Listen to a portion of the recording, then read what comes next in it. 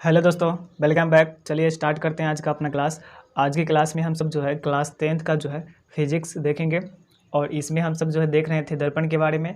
दर्पण जो है क्या होता है कि किस प्रकाश किरण का जो है लगभग 95% भाग को जो है ये परावर्तित कर देता है, तो उसको दर्पण बोलते हैं। दर्पण दो प्रकार का होता है, समतल दर्पण, गोलीय दर्पण। तो जिसमें से समतल दर्पण के बारे में जो है पिछले वीडियो में देखे थे। ये वीडियो नंबर जो है 5वां होगा। इससे पहले जो है 4 वीडियो अपलोड है, उसको आप देख सकते हैं। तो आज जो होगा इस वीडियो में हम कवर करेंगे गोलीय दर्पण के बारे में। तो गोलीय दर्पण जो है ये क्या होता है इसके बारे में समझेंगे। तो चलिए स्टार्ट करते हैं। तो इससे पहले की वीडियो में हम सब जान चुके थे कि समतल दर्पण क्या होता है और उसका प्रॉपर्टी। तो आपको पता होगा कि समतल दर्पण जो है क्या होता है कि समतल दर्पण का परावर्तक सतह जो है क्या होता है, समतल होता है। और समतल दर्पण में कौन सा प्रतिबिंब बनता है, तो समतल दर्पण में जो है सीधा प्रतिबिंब बनता है। और सीधा प्रतिबिंब कैसा होता है, तो सीधा प्रतिबिंब जो है वो वास्तविक होता है या काल्पनिक होता है। तो इसमें से काल्पनिक होता है जो सीधा प्रतिबिंब होता है। उसके बाद समतल दर्पण में देखें कि जितना दूरी रहेगा वस्तु का उतना ही बनेगा प्रतिबिंब, प्रतिबिंब की दूरी हो जाएगी। तो ये सब चीज़ जाने थे। फिर उसका उपयोग देखे थे कि चेहरे देखने के लिए जो है समतल दर्पण का उपयोग करते हैं। तो यहाँ पर गोलीय दर्पण के बारे में देखते हैं।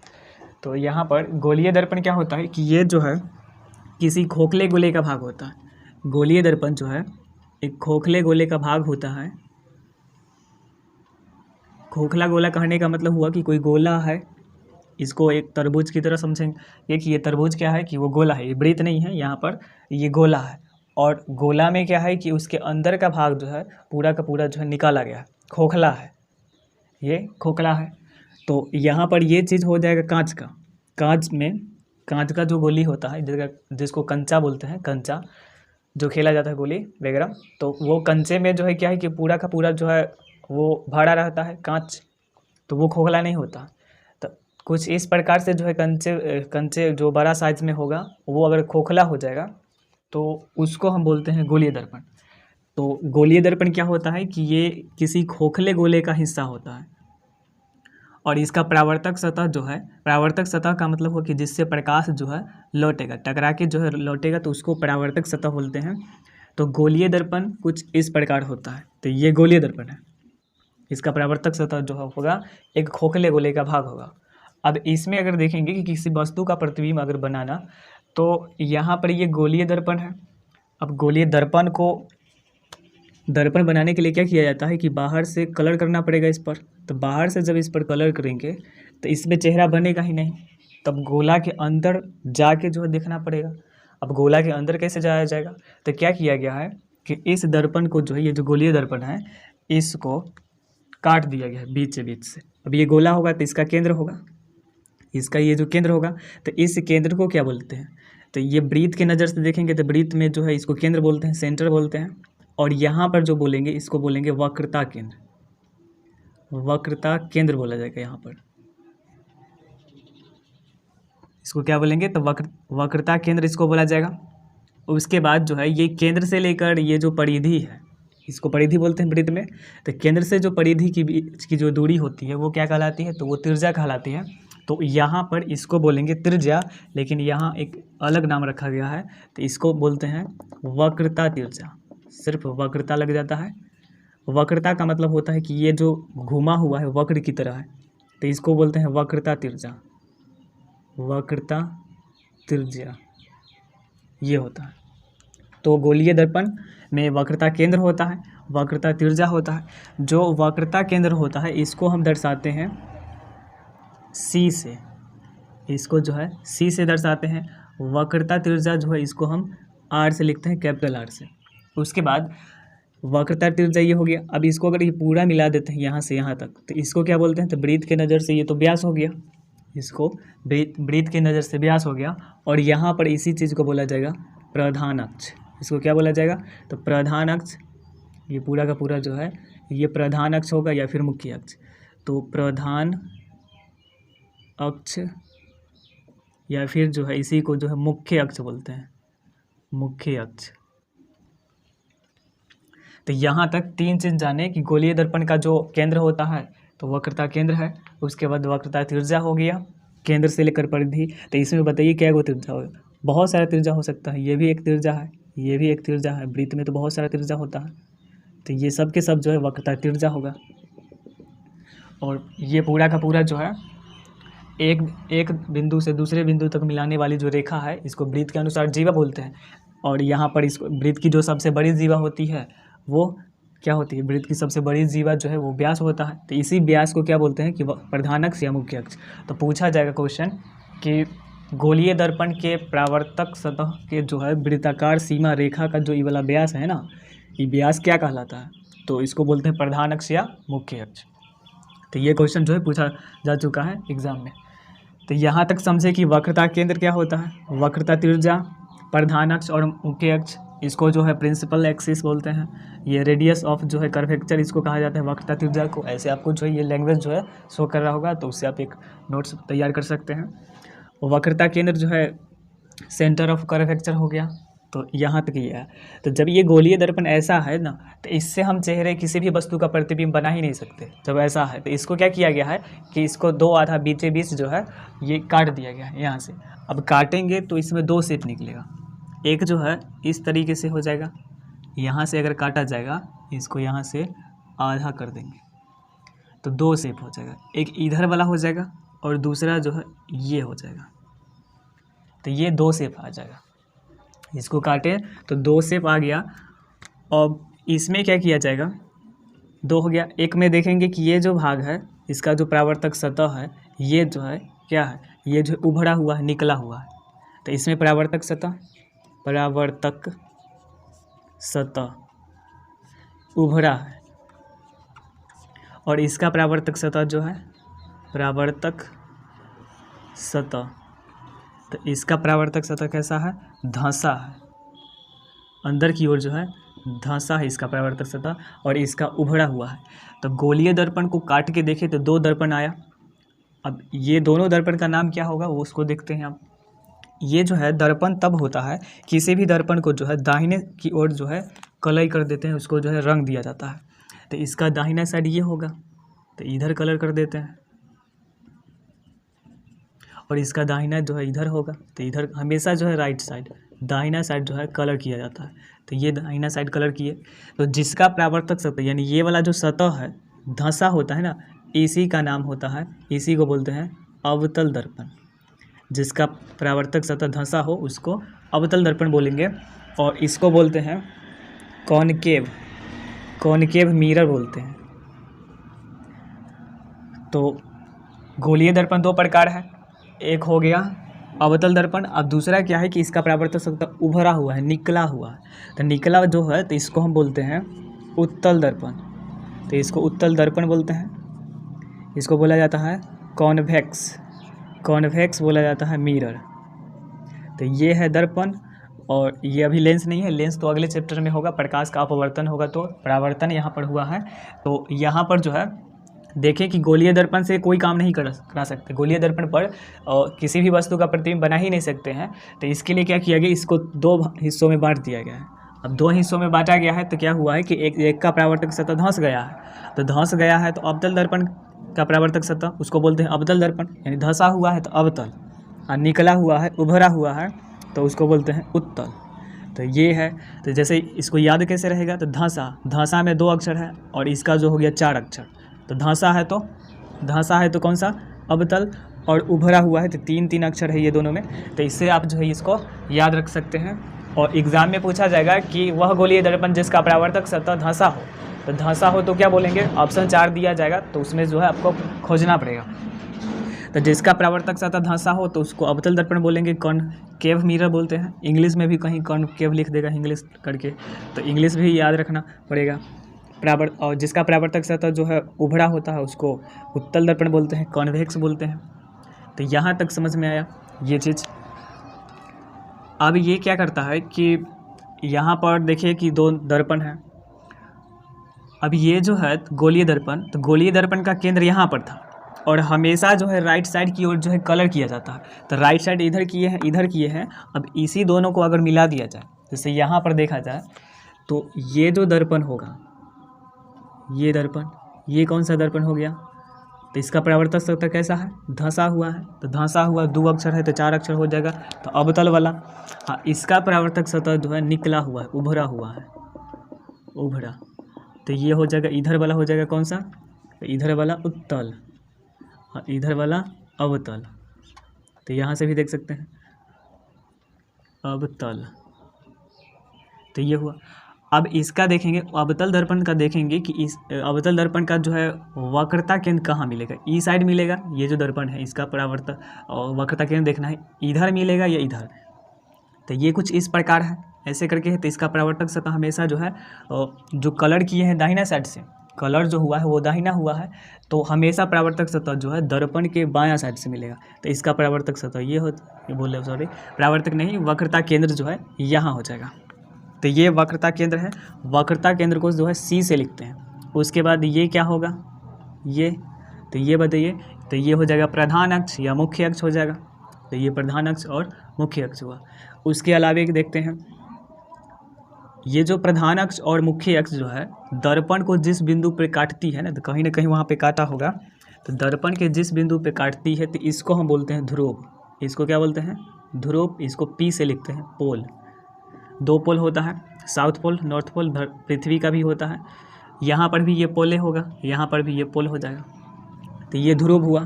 तो यहाँ पर अभी तक समझे 3-4 चीज़ समझे। सबसे पहले वक्रता केंद्र, वक्रता त्रिज्या, प्रधान अक्ष या मुख्य अक्ष, और यहाँ समझे कि ध्रुव क्या होता है। तो ध्रुव क्या होता है कि परावर्तक सतह, कोई किसी भी दर्पण का जो परावर्तक सतह है, परावर्तक सतह पर ही ध्रुव होता है। लेकिन कहाँ पर ध्रुव रहेगा, तो जहाँ पर प्रधान अक्ष काटता है परावर्तक सतह को।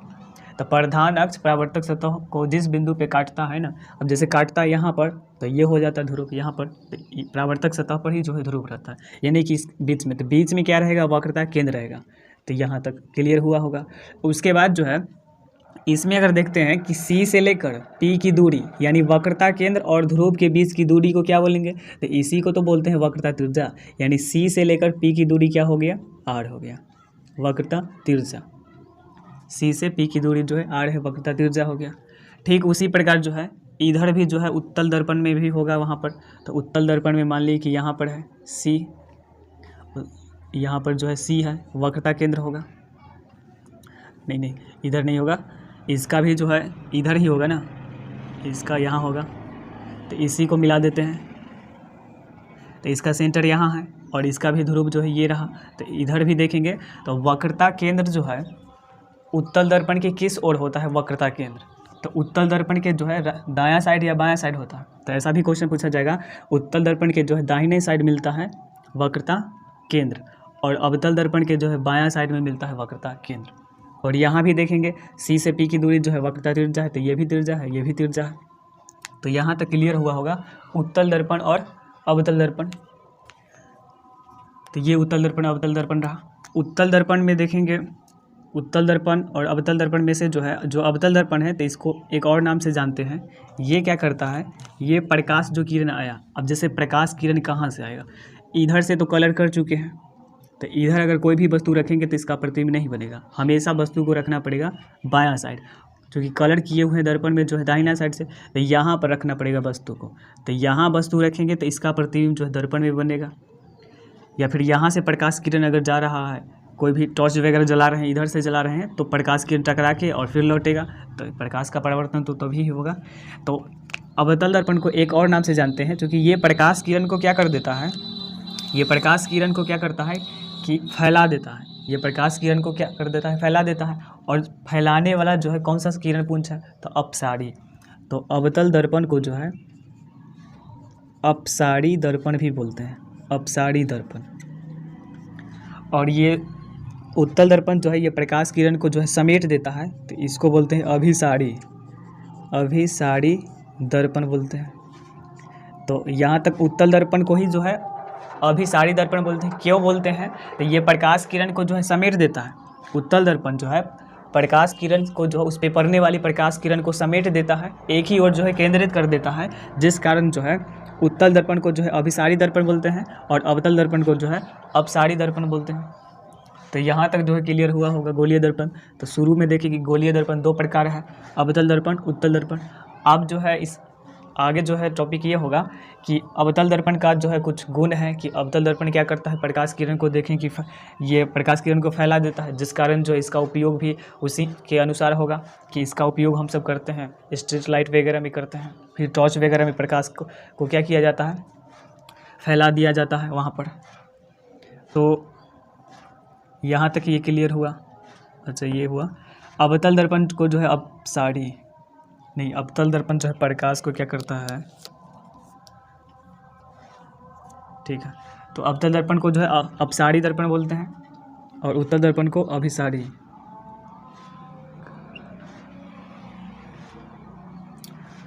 नहीं, ये अवतल दर्पण प्रकाश को जो है फैलाता नहीं है, ये समेट देता है। वो लेंस में ऐसा होता है तो वो गलत हो गया। लेंस जो है अगर रहता अवतल लेंस रहता ना तब सही रहता। तो ये अवतल दर्पण जो है प्रकाश को क्या कर देता है, समेट देता है, जिस कारण से जो है इसको अपसारी ना बोलकर इसको कहा जाता है अभिसारी। लेंस रहता तो वो ठीक होता और इसको बोलते हैं अपसारी दर्पण। ये प्रकाश किरण को जो है फैलाता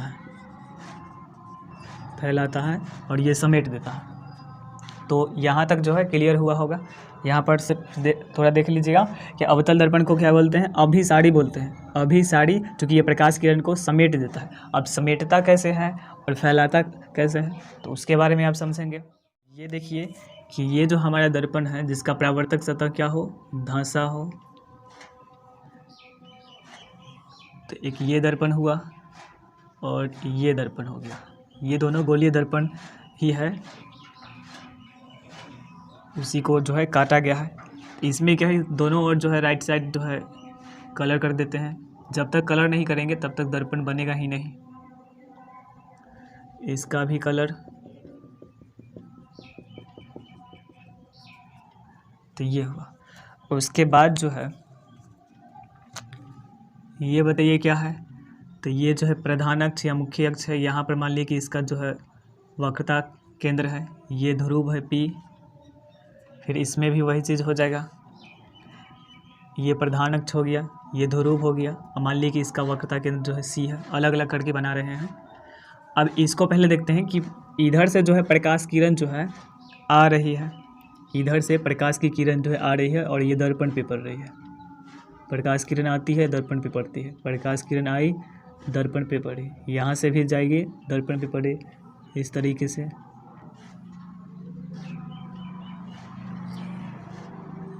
ये तो जो प्रकाश किरण आई है और दर्पण पे पड़ती है, तो दर्पण पे पड़ने के बाद क्या होगा कि प्रकाश का परावर्तन होगा, यानी टकरा के वापस जाएगा। तो टकरा के जो वापस जाता है, तो ये प्रकाश किरण आया, दर्पण पे पड़ा और टकरा के वापस गया। तो टकरा के जो है वापस जाता है हमेशा प्रधान अक्ष के जो है कहीं ना कहीं पर, ये जो प्रधान अक्ष है पूरा का पूरा, ये प्रधान अक्ष। तो प्रकाश किरण, ये किरण की बात करते हैं, 1 2 3 4 5 6 7 किरण, ये जितने भी किरण है ये दर्पण से टकराएगी और प्रधान अक्ष से जो है टकरा के चला जाएगी। ये दर्पण पे पड़ा और दर्पण पे टकराया, उसके बाद जो लौटेगा, जो परावर्तित किरण होता है वो किससे मिल के चला जाएगा, तो प्रधान अक्ष के कहीं ना कहीं बिंदु से। फिर जो है ठीक उसी प्रकार ये होगा, फिर ये भी किरण, फिर ये जो किरण है ये भी, फिर ये किरण, फिर ये किरण। तो इस तरीके से प्रकाश किरण जो है पड़ती है और दर्पण पर जो है परावर्तन के बाद जो है ये प्रधान अक्ष के जिस बिंदु पर मिलती है, तो प्रधान अक्ष के जो है जिस बिंदु पर मिलती है इसी को हम बोलते हैं फोकस, F से लिखते हैं। यानी फोकस का ये परिभाषा हो गया कि कोई किसी भी दर्पण में जो है दर्पण से टकराने के बाद, जब प्रकाश किरण दर्पण से टकराती है और टकराने के बाद जो है फोकस प्रधान अक्ष के जिस बिंदु पर मिलती है उसी को बोलते हैं फोकस।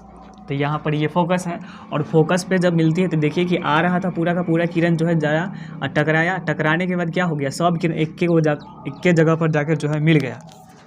तो ये प्रकाश किरण को क्या किया है, समेटा है। और समेटने के कारण जो है ऐसा वाला जो समेटने वाला जो काम करता है, कौन सा किरण पुंज, तो अभिसारी किरण पुंज। तो यही कारण है कि अवतल दर्पण को जो है अभिसारी दर्पण बोलते हैं।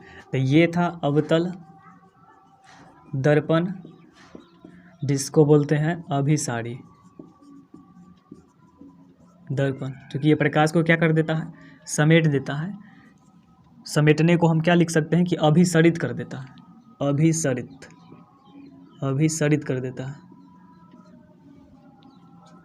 अब इसमें देखते हैं कि प्रकाश किरण जो है इधर से आएगा, दर्पण पे पड़ा, इधर से तो कलर है ना, तो इधर से आएगा प्रकाश किरण। तो इस तरीके से प्रकाश किरण पड़ा दर्पण पर, और पढ़ने के बाद जो है इसमें देखेंगे कि इसका प्रधान अक्ष इधर, ये है प्रधान अक्ष। पढ़ने के बाद जो है ये टकरा के जो है वो वापस लौट जाएगा। तो ये टकराया, और टकराने के बाद जो है ये कुछ इस प्रकार आया, फिर इधर आया, फिर ये टकराया, तो फिर इधर आ सकता है, फिर इधर जा सकता है, इधर गया, इधर गया। तो इसमें देखेंगे कि कहीं मतलब इसमें टकराया ही नहीं, मतलब प्रधान अक्ष पे जो है कहीं ना कहीं गया ही नहीं, इसमें प्रधान अक्ष पे कहीं नहीं टकराया। तो क्या किया जाता है कि इसको आभासी रूप से जो है मिलाया जाता है, आभासी रूप से, कि यहाँ मिल जाए, यहाँ आभासी, ये किरण ऐसे करके आभासी रूप से मिला दिया जाता है, जिस कारण से ये आगे पढ़ेंगे कि ये जो दर्पण है और यहाँ आभासी रूप से देखा जाता है कि कहाँ पे पड़ा है। तो आभासी रूप से जो है ये प्रधान अक्ष पे के जिस बिंदु पे टकराया, तो फिर से ये फोकस बनाया। तो इसमें जो है ये प्रकाश किरण को क्या किया कि आया और ये पूरा का पूरा जो है फैला देता है, इधर पूरा का पूरा फैल गया और ये समेट देता है और ये फैलाने का काम किया, और इसका जो फोकस बनता है आभासी रूप से इधर ही बन जाता है। तो यहाँ तक जो है समझ में आया होगा, जिस कारण से ये प्रकाश को फैलाता है। और फैलाने वाला कौन सा बीम होता है, तो अपसारी। तो ये प्रकाश किरण को जो है अपसरित कर देता है, अपसरित, जिस कारण से जो है उत्तल दर्पण को अपसारी दर्पण भी कहते हैं। और ये प्रकाश किरण को समेट देता है, मतलब अभिसरित कर देता है, जिस कारण इसको जो है अभिसारी दर्पण बोलते हैं। तो ये चीज़ क्लियर हुआ होगा।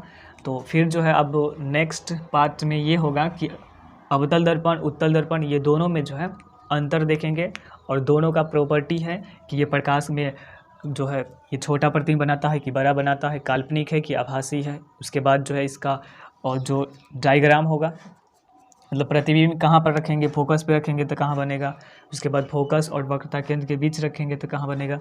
तो ये सब चीज़ जो है आगे जानेंगे। तो तब तक के लिए जय हिंद, आपका दिन शुभ हो।